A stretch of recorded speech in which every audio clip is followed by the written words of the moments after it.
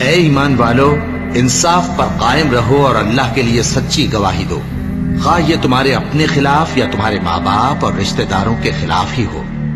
اگر کوئی امیر ہے یا فقیر تو اللہ ان دونوں کا زیادہ خیر خواہ ہے، بس تم خواہش نفس کے پیچھے چل کر عدل کو نہ چھوڑ دینا۔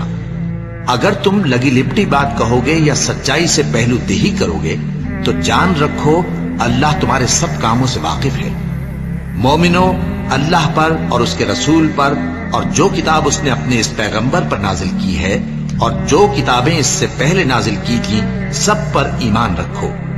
اور جو شخص اللہ اور اس کے فرشتوں اور اس کے کتابوں اور اس کے پیغمبروں اور روز قیامت سے کفر کرے وہ رستے سے بھٹک کر دور جا پڑا۔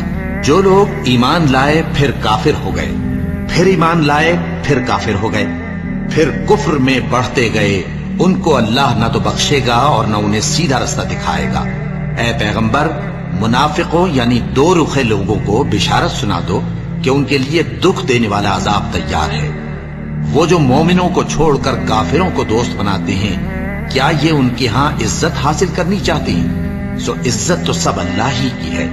اور اللہ نے تم مومنوں پر اپنی کتاب میں یہ حکم نازل فرمایا ہے کہ جب تم کہیں سنو کہ اللہ کی آیتوں سے انکار ہو رہا ہے اور ان کی ہنسی اڑائی جا رہی ہے تو جب تک وہ لوگ اور باتیں نہ کرنے لگیں ان کے پاس مت بیٹھو، ورنہ تم بھی انہی جیسے شمار ہوگے۔